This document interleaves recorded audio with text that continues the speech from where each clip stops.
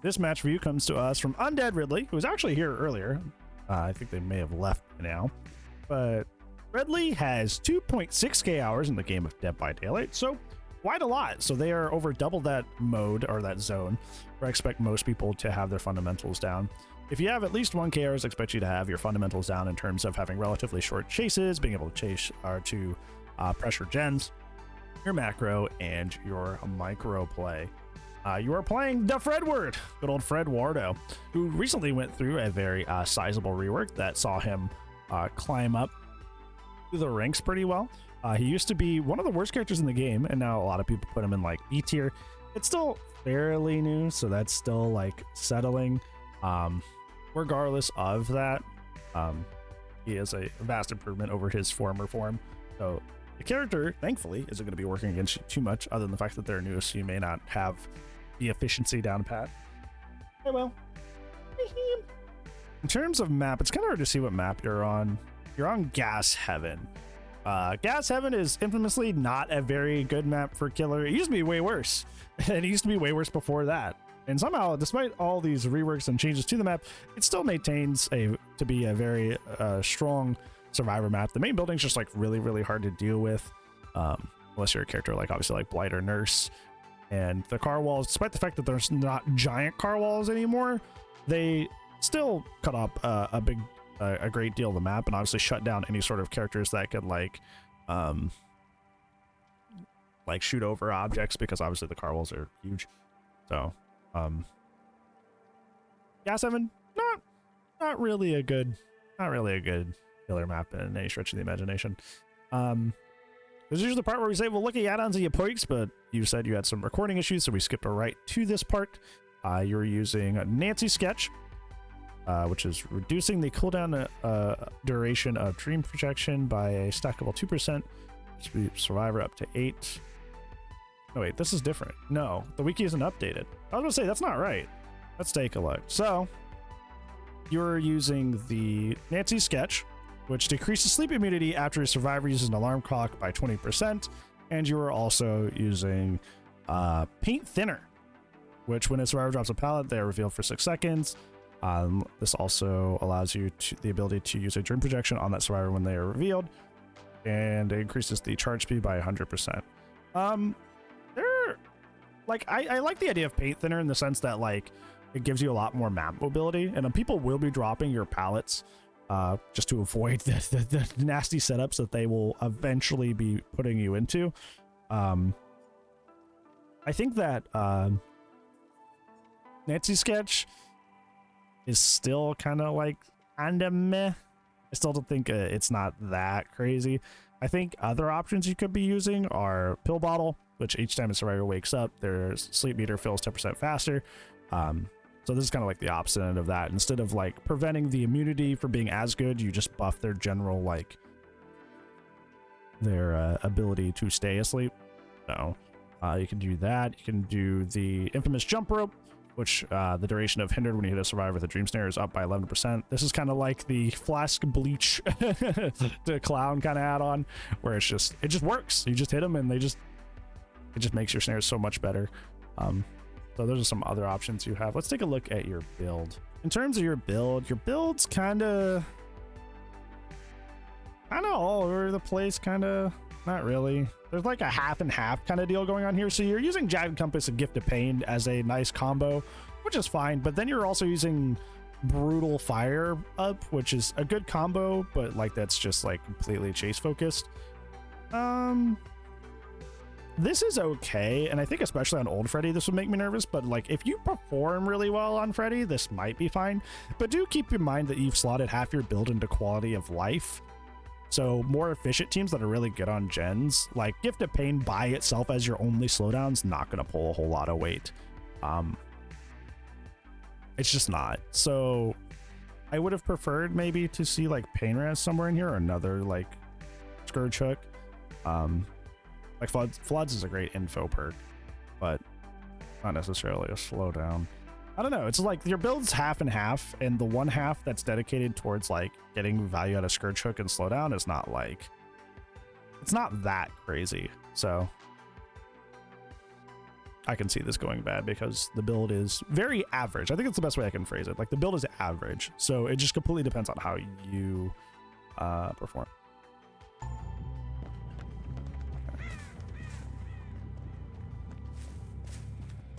Okay.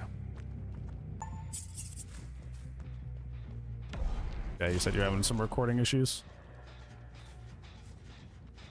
Looks like you're having some major ping issues as well. You not go for him? Did you not see him? Yeah, the guy's right here. Hold on. My big old head's in the way. Did you not see this guy over here by this pallet? Just doing his thing over here?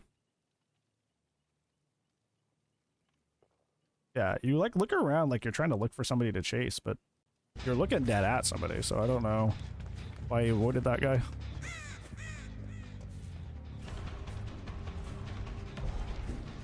You just kind of got him like a massive like head start on you.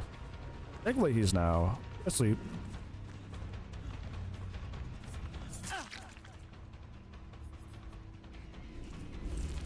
You're trying to set up some plays for later. I don't really like the idea that you just like randomly disembarked from him. That was a very amphibious swing. Ambitious, sorry. I should probably make less jokes in the middle of the match for you, so I make more sense.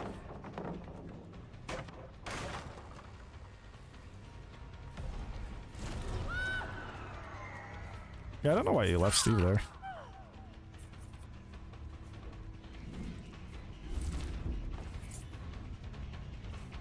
You're like pressing a lot of buttons that you shouldn't be pressing. Like you're just swinging randomly. I don't know what's causing that, but I would maybe chill a bit.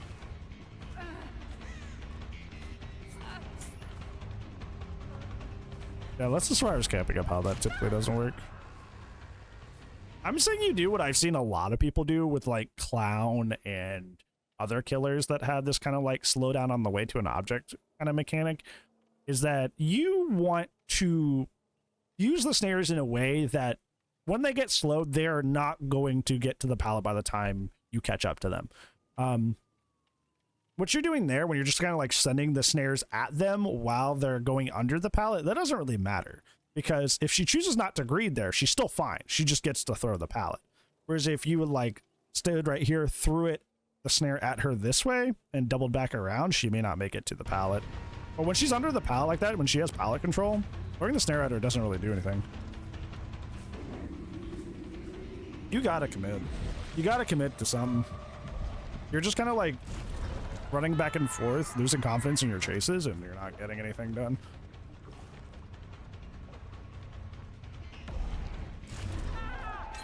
Making a bad play that doesn't fully pan out is better than making no play, because that's kind of right now what you're doing. You're just kind of not. You're kind of like half chasing, and it's not working out for you.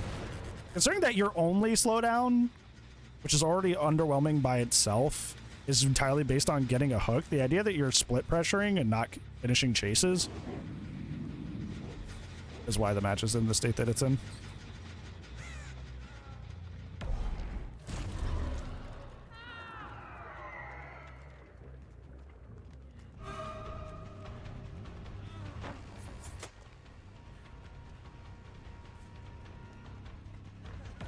Because you gotta understand that, like, while a lot of survivors are bad and like will like panic and stay constantly healed up, it is, you need to, I know that was probably because of lag, but you gotta chill when it comes to like swinging. Like you like one whiff or two whiffs, not bad. It's only human, right? But like you've whipped like 6 or 7 times this match. Adding a little bit of chase time, not a big deal. But when you're doing it consistently, that bloats the chase time of the match, and match time is gen time. Once again, you're leaving.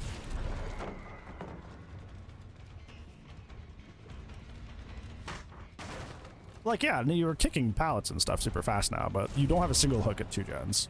Which is why I was kind of worried about, like, the latter half of your build being fully chase, you know?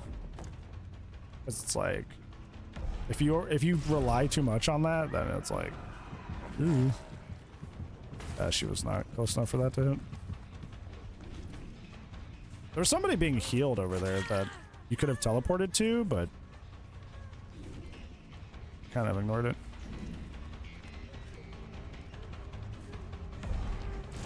Hi, Sim. I think split pressure is character dependent, to be honest. I don't think split pressure is just generally good, but that's kind of a hot take. What are you doing? Yeah, that's just my hot take, though. I don't think split pressure is generally good. I think it depends on who you play. If you're somebody who can't, like, have a lot of map mobility to take advantage of it, then, like, it's not worth it.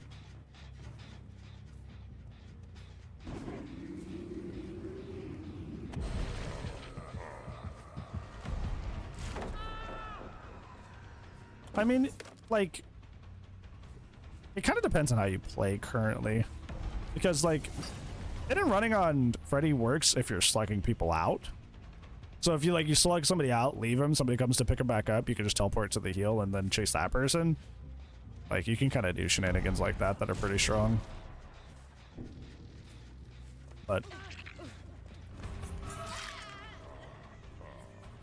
this is just hitting and leaving, hitting and leaving.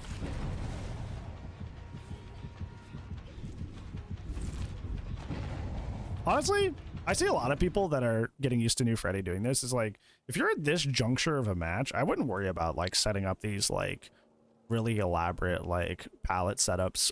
You know, like I see this happen with Trapper games sometimes where people like, okay, well, I'm at like 1 gen with 1 hook. Time to do a bunch of trap setup. It's like you gotta be getting someone in a situation quickly that's good for you. You can't suddenly be like, okay, well, it's setup time midway through.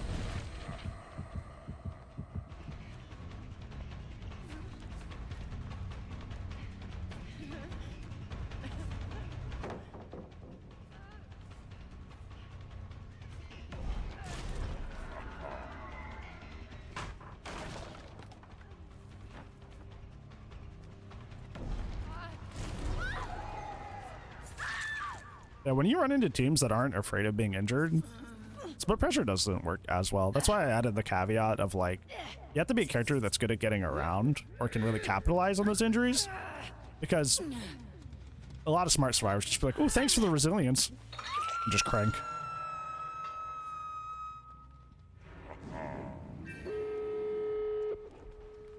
So you have half of your perks focused around hooking and you've only gotten 2 hooks the whole game. It was a massive misdecision to decide to go for injury states over hooks.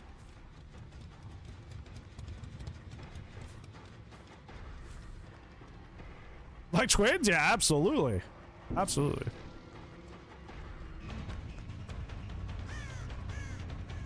You're just gonna give up and let them out. That's a shame, honestly, because, like, it's not their fault. Okay, let's bypass this.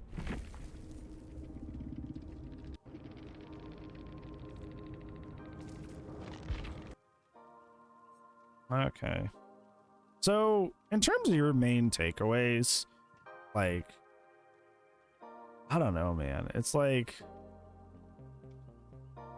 I think fortunately this is one of the situations where like what happened in the match was not a result of them tryharding or them sweating, which is good because that means that like there's a lot to learn and improve from this match in general. I think the main and number one thing that caused this match to be in such a and not good state for you is that you, despite the fact that half your build is focused around hooking, just decided to go for injury states and didn't commit to a single chase, like at all. I think that pretty severely hurts you and puts you in such a snowball state for the survivors that like even when you started kind of like going after people a bit more, committing a bit more, realistically it was just kind of too late. Like it was their game to throw at that point. I think even in general, even if you were, half of your build weren't focused around hooking, I think split pressuring as much as you did, like unless you're going for like they're grouped up and you're going for a 4-man slug, like you gotta hook them eventually, right? You gotta hook them eventually. They don't die without being hooked unless you 4-man slug them for 4 minutes or 4-man slug them at the same time and then finally hook them. So even if like half of your build is focused more towards like going for injury slugs potentially like that, I don't know if even that would have worked out for you because you weren't even downing them a lot of the time. So you gotta commit to chase. Because you started like 5, 6, 7 chases, but like you didn't finish any. You only finished like 2. So it's like survivors don't die on their own. You gotta down them. You gotta at least down them. You gotta at least down them. Preferably hook them. So that's why that's like the number one reason. Like everything else, I do have other takeaways, but like that's the main reason this match was so hard for you, is because you didn't down anybody, or much less hook them. Like you didn't commit to a single chase, and you didn't see any chase all the way through. Like I said, middle of the match, like a bad plan executed is better than no plan at all, because at least you're trying to do something. There, you just did nothing, so nothing happened. So try to commit more. A second main takeaway, when you're trying to use snares or any sort of power that like clowns bottles, it's like, hey, I'm trying to slow you down before you reach the object.